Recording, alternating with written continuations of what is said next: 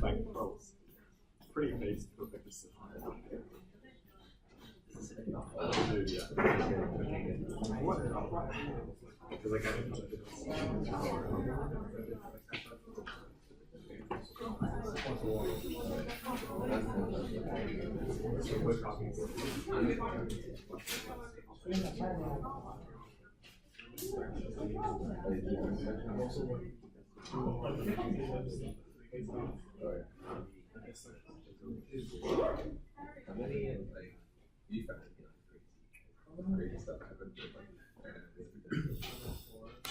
Okay.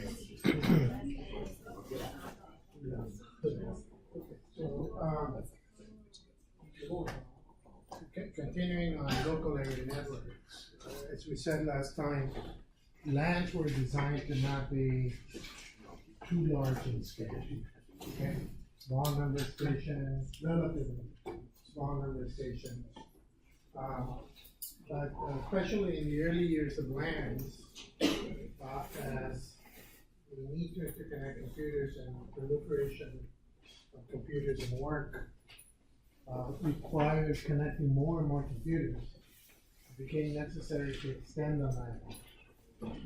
And land bridges was a technique that was developed to do this. And the techniques developed for land bridges are still in use, if you will. Okay, so that's what we're going to talk about: land bridges, and then about VLANs. Okay, here's a protocol stack showing the three lower layers: the physical layer. Okay, then the data link layer is broken into two parts, into medium access control part that's typically specific to the given protocol, local area network protocol. And then above it, an LLC, logical link control, that's intended to allow it to plug in into any kind of network, to carry any kind of network. Okay, so you come from network to LLC, then MAC, physical, and that's your LAN. Okay? If you're connected to another local area network, what we do in the middle, okay, you be connected physical layer, then MAC. And if it was of the same type, you might or might not use it anymore. Okay? So a bridge is intended to extend a local area network. Okay, so a bridge is a device, a box, if you will. Okay, that has a physical and MAC layer. And its purpose is to connect two LANs. Okay, now, if the LANs are of different types, the MACs are going to be different, and hence, if you have a bridge between MACs of different types, you'll need to use the LLC, which it's not shown there in the middle. Okay, the reason is most bridges are for LANs of the same type, Ethernet and Ethernet. Okay, and in that case, you go MAC to MAC. So you go physical, MAC in the bridge, then you pass the MAC frame, the content, okay, from one to the other, and then you go to the other LAN. Okay, and that's the way you can connect two LANs and get an extended line. Okay? Yeah. Why do we need different types for LLC? Is it so to change the protocol or? Yes, if there are different types, then the structure of the frames, the MAC frames are not going to be the same. So you need to go to a common format, LLC, and then transfer it over. Okay. So, okay. So let's look at so-called transparent bridges for Ethernet. Okay? The picture that I'm using here is the original picture for Ethernet, which was the notion that it was a bus. It was coaxial. Okay, and Ethernet inherently has the attributes that you broadcast the frames, and they either get through or they collide. If they collide, you do CSMA CD back off until the frame gets to it. Okay, so you had LAN one Ethernet, LAN 2, another Ethernet, and you want to interconnect them. In other words, you want machines in one LAN to be able to send frames to machines on the other side, the other LAN. Okay, so you're trying to interconnect it and in that manner to get a bigger LAN. Okay, so what you do is you put this box here, called a bridge. Okay, if I just wanted to use simple extension of Ethernet, okay, what I could put there is just a repeater. In other words, people in LAN 1 insert their signal into the coax, and this, not bridge in that case, it'd just be a repeater, takes the signal and inserts it into the other one, and similarly the other way. Okay, you could do that. Okay, and then depending on the parameters of how long they were, what the little a is, and so forth, it might still work. If you do it right, you can make it work. Okay? But what happens is if I had 128 stations on one side, 128 stations on the other, and I just combine all of their broadcasts. Now I have the broadcast from 256 stations. They all have about the same amount of traffic. I've doubled the traffic, and instead of utilization row, we have utilization 2 row, and higher delays, more collisions, blah, blah, blah, not a happy situation. Okay, so what you like to do is this bridge, you like it to do a little bit of filtering. Okay, if you have frames here that are supposed to go to another station in the same LAN, don't send it to the other side, because what's the point?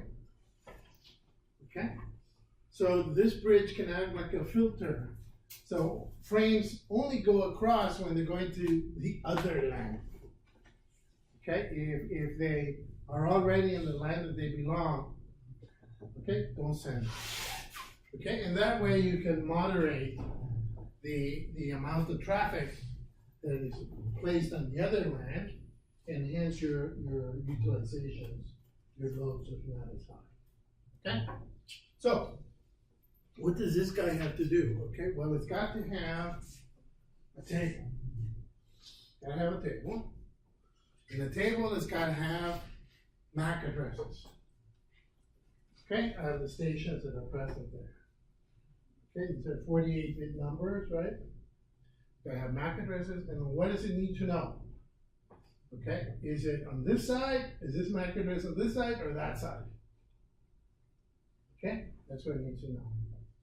Okay, now you could have the table so that it's manually set by an IT person, but that would make the whole thing quite cumbersome and inflexible. Okay? So instead, what you like to do is have the bridge so that it learns where a given frame is. Okay. Okay, so the bridge has this table. I'll show you in a second how the learning is done. But the bridge has this table, and the table basically says, if a frame comes in here, okay, in this port, okay, then this MAC address, this set of MAC addresses are on this side, so don't send them. And this set of MAC addresses is on the other side, send them to the other side. But it's possible for a MAC address, the station is not connected, or maybe I reboot it. Okay, and so it's possible for the bridge to not know about a certain machine. Okay, and if it doesn't know, then it'll flood. It just sends it to both sides. Okay, so that's the operation of the bridge. Get the frame, look at it, ask, is it on this side or the other side? If it's on the other side, send it. If you don't know, send it. Yes. The idea is we have a table that has both the information of the MAC address in one column, and then the other column would have, say, What port is it on? Oh, and so the lines would be separate ports? This is one port, and that's the other port. You number the ports, okay? So you have either port 1 and 2 for the bridge, or upper and lower, 1 and 2, 0 and 1, right? Okay, so that's the operation of the bridge. Let's see how you go about learning the where they are, okay? But the basic idea is, if this guy has 4 sensor frame, okay, then it's going to appear in front of bridge 1 with this board, right? And so then Bridgeport is going to say, this 4 is on that side. This 4 is on the other side of this board. Okay? If S3 sends a frame, it'll appear on the upper part of the bridge. So the bridge will say S3 is on that side. Okay? And that's how we learn it. It watches the frames coming and going, and as it's making these observations, it fills out a table. Okay? So let's see how that works. Okay, so here's an example. 2 bridges. Okay, because in general, once you connect 2, you may connect more. Okay, so 2 bridges here. Okay, and we're just showing 5 stations. There could be a lot more, but we're just showing 5. Okay, and we're showing the table for each of the bridges. So it's the bridges that have the tables? Yes, the bridges have the tables. Okay, so first one, S1 on the left wants to send a frame to S5. Okay? So what's it going to do? S1 is going to, it's Ethernet, right? It's going to put the frame into LAN 1, because that's where it's connected. The frame in LAN 1 is going to broadcast in LAN 1. It's going to appear on all the ports and anything connected to LAN 1, in particular, bridge 1. It's going to appear on the left, port 1 of bridge 1, right? So if we do the animation, there it is, S1, it's on the Ethernet, and then it makes it into bridge 1, okay? It appears in front of bridge 1. Appears in front of bridge 1, okay? Bridge 1 is going to look at this guy and say, okay, this is from S1, wants to go to S5. Everything started from scratch. Never seen S1, but it must be on the left. Okay, so it's going to take it. It's never seen it before. It's going to flood it. It's going to send it on all. If this one had more than 2 ports, it would send it on all the other ports. Okay, so here goes. There it is. Okay, and it sent it on all other ports with all other ports, LAN 2. Right. So it's going to go to LAN 2. Okay, but in the process of doing that, it says S1 is on the left. S1 is on port 1. Okay, so it learned that much. It puts it into LAN 2 now. That's the second unit. Okay, and what happened? We didn't go over there.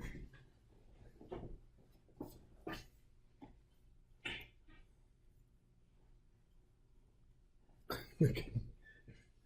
We're really fast. Didn't see it going. Okay, so it'll go S1 to S5. It's going to appear in LAN 2. All the ports in LAN 2 are going to see it. In particular, bridge 2 is going to see that packet from S1 to S5. Okay, notice no IP headers. It's all MAC addresses. This is layer 2. Okay, no routing. Okay, it's all layer 2 forwarding.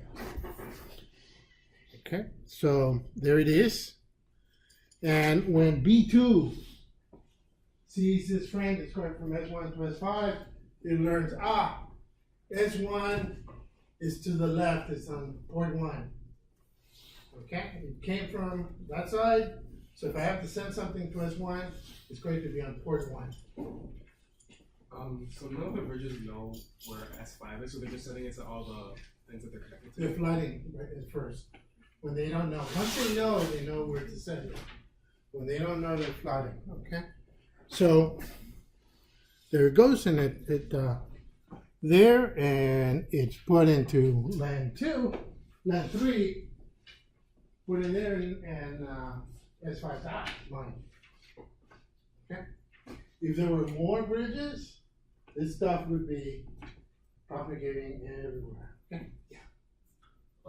Okay, first of all, so, the address S1 is coming from port 1, 2. Like as in they both B1 and B2. S1 is a frame, Ethernet frame, with source destination S1, the MAC address. Yeah. Going to station with MAC address S5. Right, but we don't distinguish between the port 1 of B1 and port 1 of B2. Yeah. Port 1, this table only lives in B1. Right, no, I understand that, but I'm saying address S1 and port 1, right? And address S1 and port 1. Port 1 can mean two things. Port 1 can be port 1 of B1 and port 1 of B2. Right? No, Okay. it only lives in B1. We have two B2. we have two bridges. This guy doesn't know. Port 1. He doesn't know. But they both specify. No. I only see you around me. Oh, so it's saying B2 says S1 is coming out of the port 1 side. Yes, it's coming out of port 1 side, so it's gotta be that way. It came from that way. So if B2 is looking for address S1, it just knows to send it off to outside of port 1 of B2. It opportunistically, what it's trying to do, this job is to get, job 1 of the bridge is to get that frame from S1 to S5. Okay? The state of the tables when we started doesn't know where it is. So it flies. Okay? It sends it at all the other ports, except where it came in, because it was already there. Okay? But that's job 1. Job 2 is to learn where the MAC addresses are. So as the frame from S1 to S5 was traversing the bridge, it learned that S1 is on the left. It came in through port 1. So if I want to get there, I should send frames for station 1 by sending it into port 1 from B1. Okay, so let's Each station is operating autonomously. okay, so let's say S3 was we were using S3 as a MAC address. So for B1 it would have port 2, and for B2 it would have port 1. I have more examples. Okay. Oh, Yeah. Yes. Can a bridge have more than 2 ports? Yes. So how does it know which one to transfer to? For example, it got something from The port 1. table is gonna have port 0 up to port 127. If I can say 120 ports. Remember I told you I just bought some beautiful switches for 32 ports, 100 gig each. So much speed to burn. Anyways, a lot of learning to do. So anyway, so another example. Here's what you wanted, right? S3. yeah. His favorite station. S3 wants to send something to S2. Okay? So it puts it into the middle line because it's connected to line 2. Okay? Port 2 of B1 is going to see that frame. Port 1 of B2 is going to see that frame. They're both going to learn something. Okay? B1 is going to learn that S3 is off of port 2. It's to the right. Okay? B2 is going to learn that S3 is to the left of it. It's important. Okay? So it's going to go. There. There's the entries. Okay? And off it goes. It's flooded at the beginning. You're doing learning. Yes, sir. So when you're sending a message in the local network, you're essentially like extending the message as waves. You don't really care if you can find the destination. You do care, but to make it simple, you use broadcast. That's why I started Aloha, all of those are broadcast. Okay, there's no routing as such. Each one by itself, each line by itself is broadcast. Put it in, everybody sees it, they pick it up. if it errors. We made it complicated when we added bridges, because now we have to figure out where are they. Okay, because it's multiple lines. Right, but that's only in respect to the bridge, like. In respect to the bridges, correct. Okay, so the bridges start having, once I put bridges into this, it's not entirely broadcast anymore, right? Because they're selected, not every frame sees every frame, it only sees the ones it has to see. Okay, so there's one more, I think there's one more.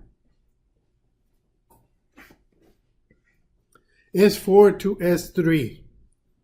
Okay, now 4 wants to send something to 3. Okay? So 4 is going to put it into line 3. It's going to be present in front of every port that's attached to line 3. In particular, port 2 of bridge 2 is going to see that frame. Okay, now it's asking the question, do I know where S3 is? So it goes to its table, there it is. We learned it in the previous phase. Okay, and it says, okay, what do I do with S3? Put it out port 1. And it does so. Okay. Okay. Notice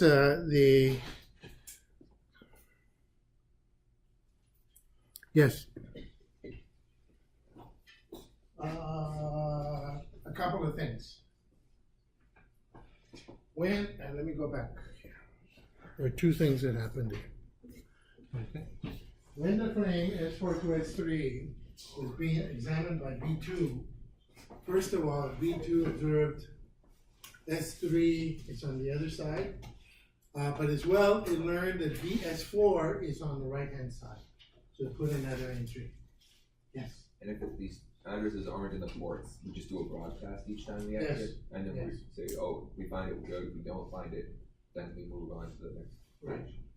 If it's not in there, you broadcast, and hopefully you learn something. Okay.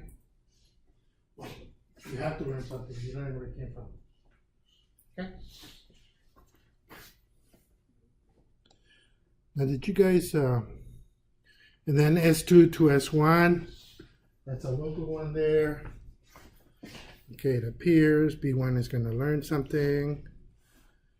And then the others. Okay. So, did you guys watch Sesame Street when you were kids? Sesame Street. Okay, there's a funny one where they're trying to, there's a group of kids and they're trying to figure out how many kids there are. And they're in a circle.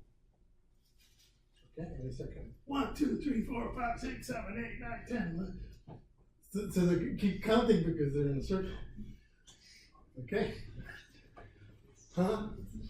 Suppose I put a bridge between line 1 and line 3.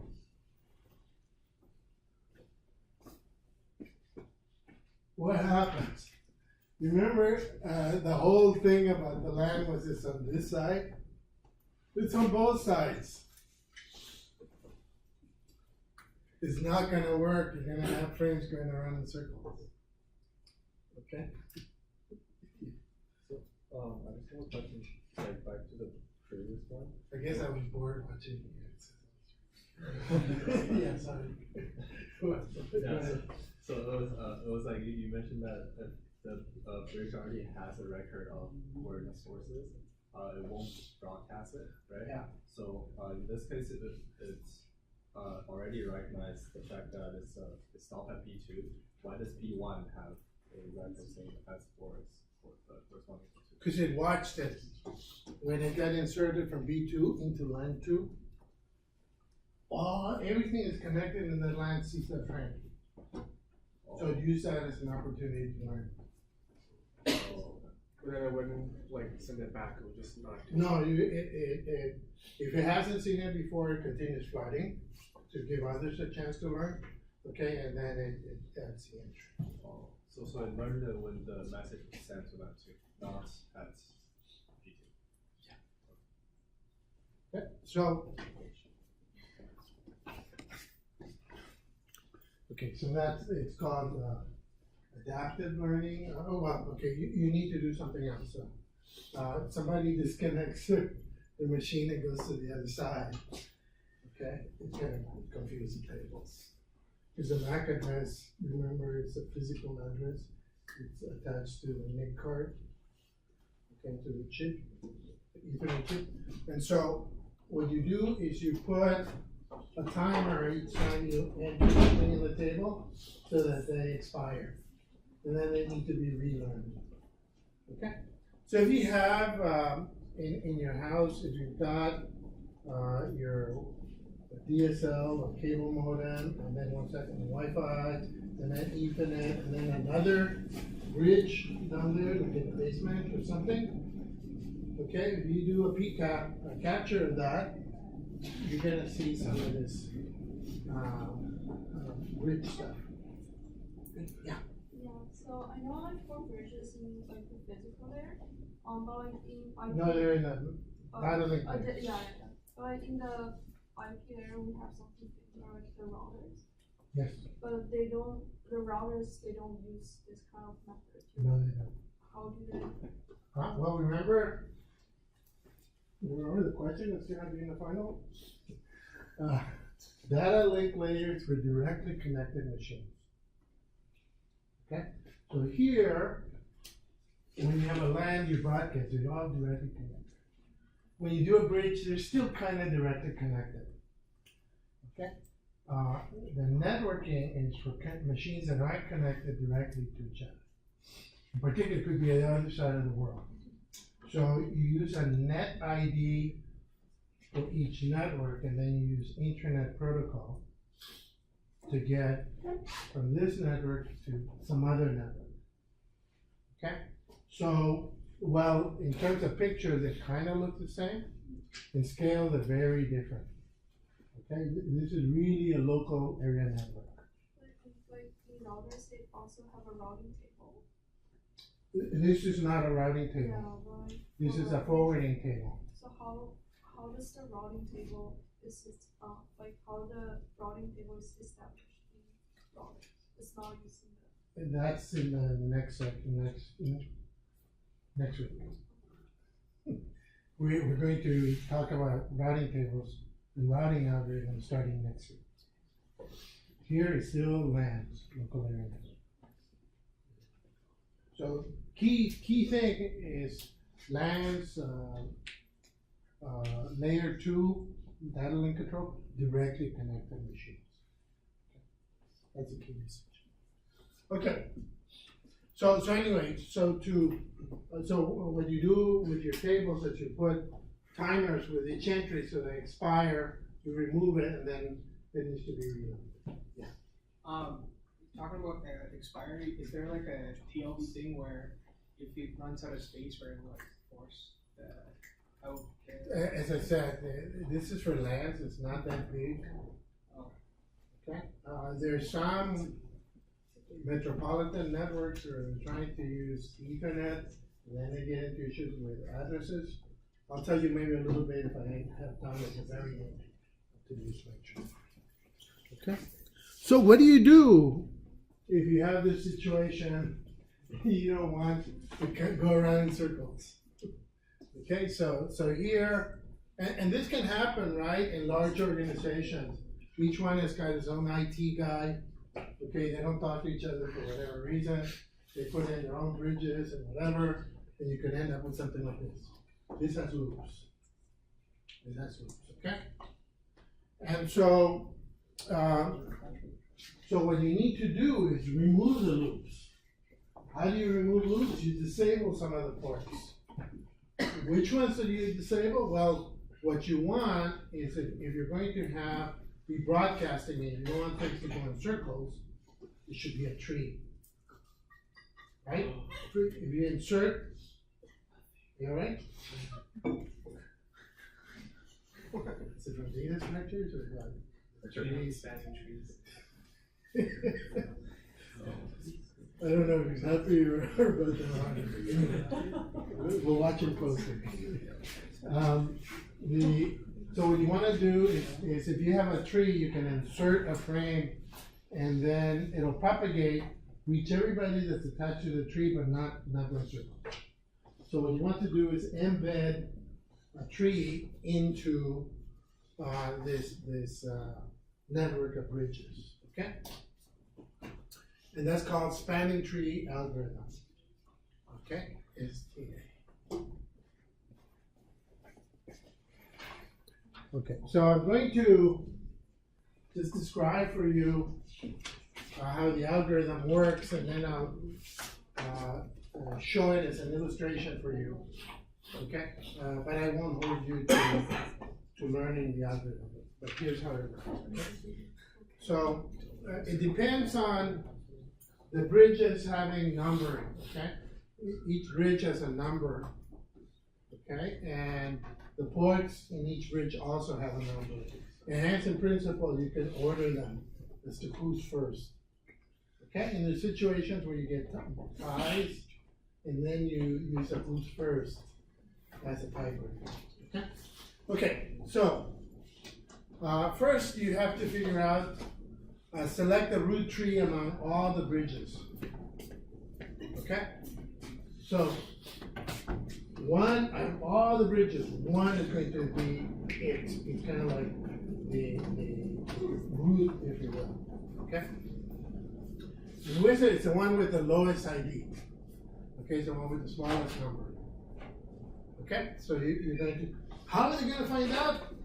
They're going to use a kind of a gossip messages. They're going to share gossip messages with each other and say, oh, I know of a bridge that's got number, the lowest number bridge that I know is number so-and-so, right? And these gossip messages are going to go back and forth, and eventually they converge on the lowest number ones. Okay, we're assuming there's a finite number of bridges, obviously. Okay, then each bridge, except the root one, is going to select the root port. Okay, that's the one that they're going to work with. Okay, so and the root port is the one that's closest to the root port is the one that's closest to the root bridge. Okay, so if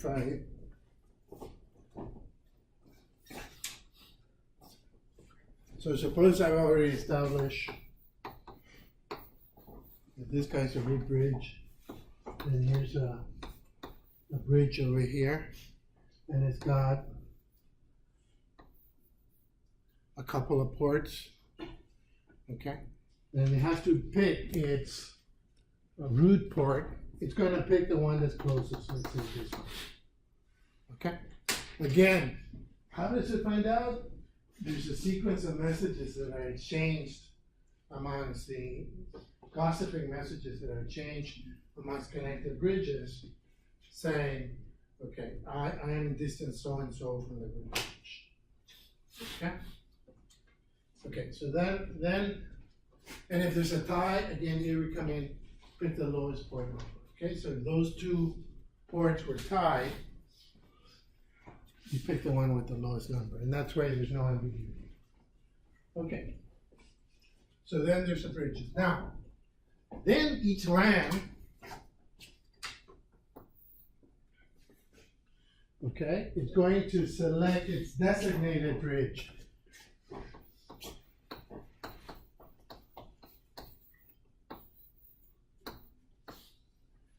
Okay, here's a land.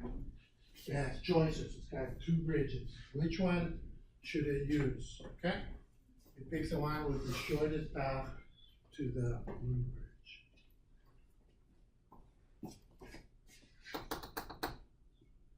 Okay, I'm leaving a lot out in terms of the messages that get exchanged and all that, because I don't want to go into the details of this. Is this for each message we select a new one depending on the destination source? What happens is when you get a gossip message, you examine your view of the world, okay, and based on that, if it changes, if you changes, you found a shortest route, okay, or then you update your state and you send a gossip message to your neighbor. But this supposes, well, first of all, this thing makes us have to go traverse through the entire thing already, which takes time.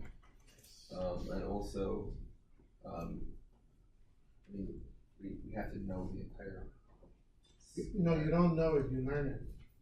All you're getting is gossiping messages. Nobody's giving you global information. Okay, all you hear is from your neighbors. Okay, so one of the criticisms of the spanning tree is it's slow.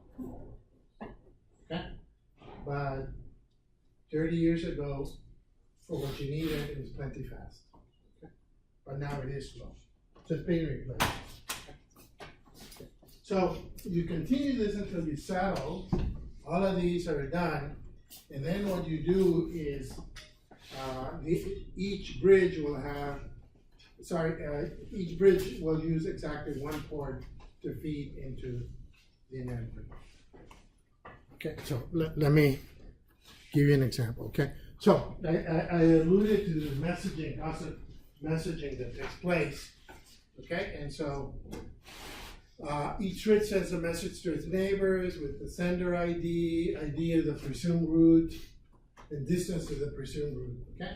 And whenever a bridge gets one of these gossip messages, it says, is this guy closer, a better path for me? Or does it change who my route is?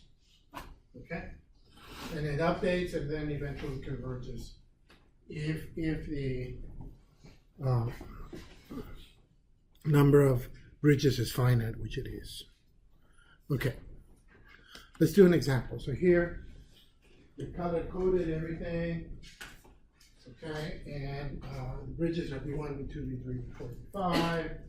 So messages are going to be going flying back and forth until they figure out that the lowest ID is B1. Okay, so eventually all of these guys are going to agree B1 is the root bridge. Okay, I'm taking some shortcuts here. Okay, select the root bridge. It's the one with the lowest ID. So it's B1. Okay, so there's B1. Okay, the next one was each bridge is going to select its preferred port. Okay? And it's going to pick the one that's shortest distance to the root bridge. Okay? So each bridge, okay, B2 has to decide, am I going to go to 1 or to 2? Okay? B2 has a tie. Okay, it's one hop that way, one hop this way. Okay, so it picks the one with the lowest number. Okay, B3. Okay, it's got a one hop there, and the others are more hops, so it's going to pick 1. Okay, B4. One hop to B1, okay, and more hops to this one, so it picks the top one. Okay, and so forth. Each bridge, you go through this logic, and you pick the top one, which I've shown in red, right? I've shown in red here what you get. Okay? So that's the bridges. Okay? We'll take a big shortcut from that point, going through the pain of all of those messages going back and forth. Okay? Okay. Now, each LAN has to pick its preferred path. So we go to the next one. Each LAN now has to pick which bridge it should use. Okay, and it picks the one with the shortest path to the LAN. And again, if there's a tie, okay. So why did B5 go to line 3? Why did 3 go to B3? Would B4 be shorter? Sorry. Wouldn't choosing B4 be shorter than B3? The line has to be 5. Okay, so each LAN selects each LAN is selecting. Okay, but remember that when at the previous step, each bridge is selected. Okay. So now each LAN picks. It's shown in green here as to which one you're going to pick. Right, so LAN 3 to B3, that's longer than LAN 3 to B4. LAN 3 to B3 is longer than LAN 3 to B4. LAN 3 to B4. But it's This one is not there, That one's shorter. yeah, but not a choice. Why not? Because before, no, sorry, okay. Line 3, you want to know why it didn't go that way? It's 1/2. Okay. Line 3, it would have been, 2/2. This was not activated. Take all that.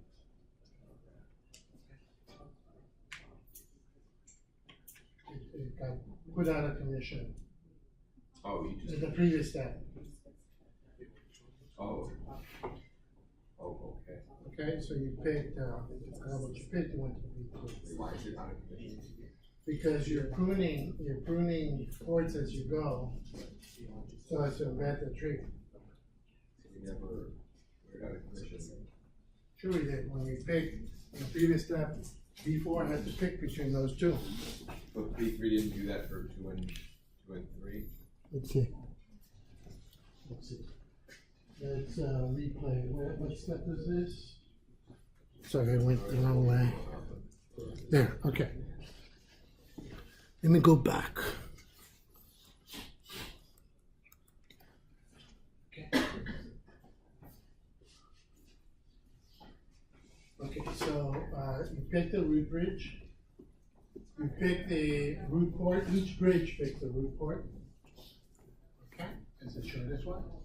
Then each land selects its designated bridge. It's the one with the shortest path to the land. Okay?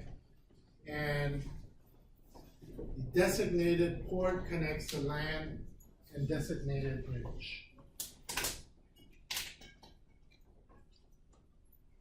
Okay, so you pick the designated bridge, but you have to have this designated port to be able to connect. Okay, so yeah, I did know. So then, So let's see, you had that question in the previous one. Here. Yeah, okay, so first you picked, yeah, it's that part. okay, Okay. you picked that. Okay. Now, the next one, the next step, let's put the, Before we do the next step, like, yeah, land, just looking at it, it looks like land 4 should go through B3 because that's the shortest path to B1, right? but land 4 is not, you're Then moving to the let's- next step? You're Let's moving look at to it the next before we step? do the next step, what would happen? Okay, sure. But then land 3 should go to B4 because that would be, or because of the same size, we're choosing the one with the lower bridge index or bridge. Which one? Like Land- land 3. Land 3 or land 4? Which one are you talking about? From land 3. to Land B- 3, okay. Right, choosing between B4 and B3. Right? I mean, like, it's the same distance, same number of hops, but B3 is the lower index, we choose bridge 3. Or are we not saying the length of the dotted arrow is also part of the length as well? No, this is the port number. No, okay. You're And, just looking at number of hops, okay? right, so there's 2 hops in both. But the B3 the thing is that, let me put the instructions in. okay. Sorry, hold that one, I'm fighting. Yeah, bigger.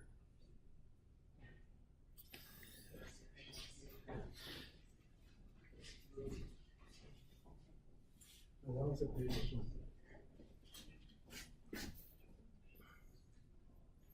Each line, okay?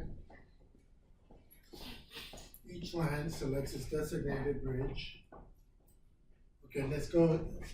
Well, each line selects its designated bridge. The bridge is with the shortest path from land to root bridge. Okay, designated port connects land and designated bridge. Okay. So I think that the previous step constrains your choices. There's a time between land 3, getting to land 3 to B1 and through B4 and B3, correct? Land 3 going to where? To B1, through B4 and B3 are the same size. Are they the same length? Yeah. Oh, and that, we're choosing the You're short. counting hops, you're counting hops. No, I understand I'm counting hops. So there's one hop from land 3 to B4 and then to B1. Right? And then one hop from land 3 to B3 to B1. Yeah. So, okay, so the reason why we're choosing B3 is because it's a lower index, the lowest bridge number. 1, 2, 1, 2. Yeah, according to, yeah. I see, okay, fine, I understand. Okay, be that as it may, okay. We have an embedded tree, a spanning tree. At this point, okay?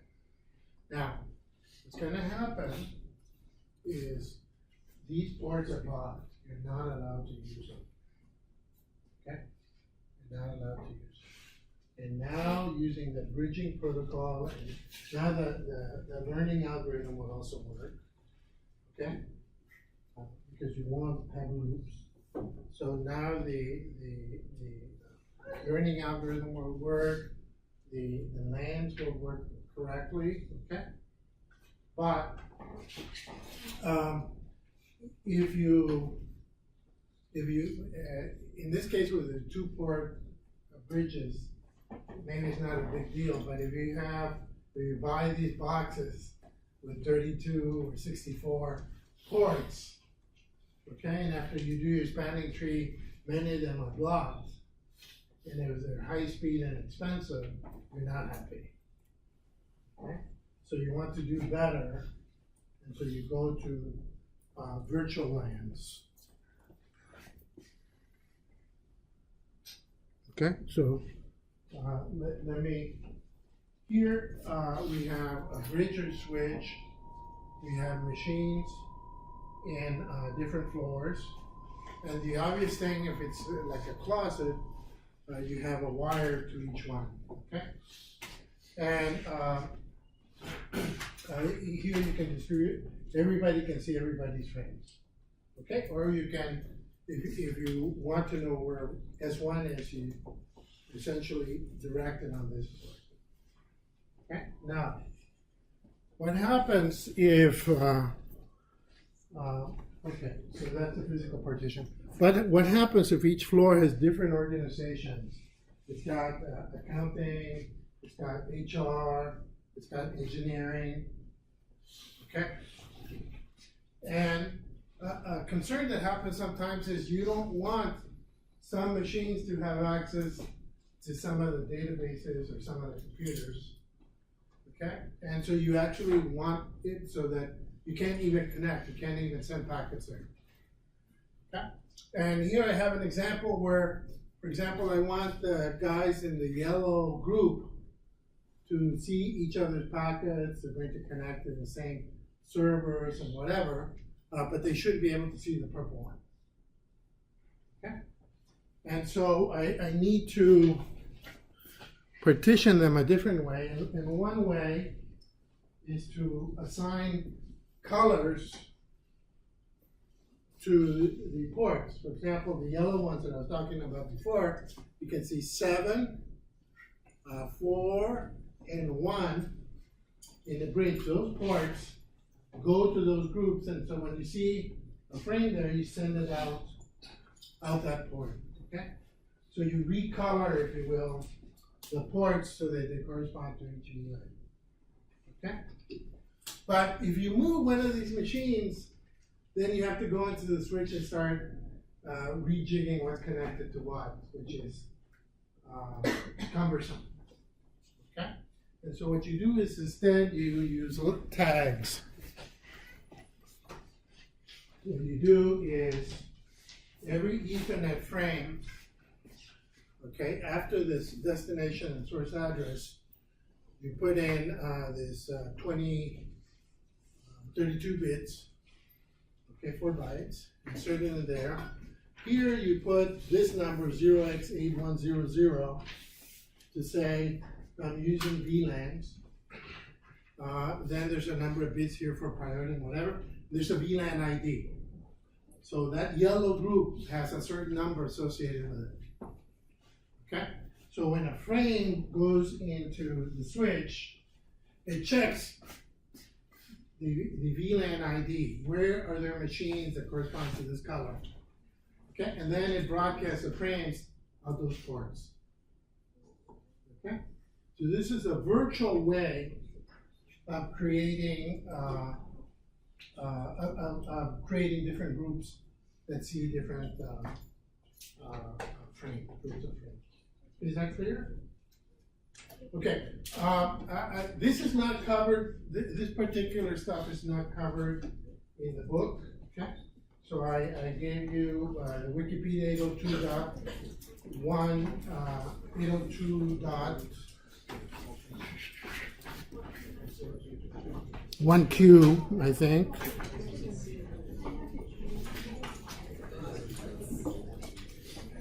Yep. 802.1Q explains the fields in VLAN text. Thank you.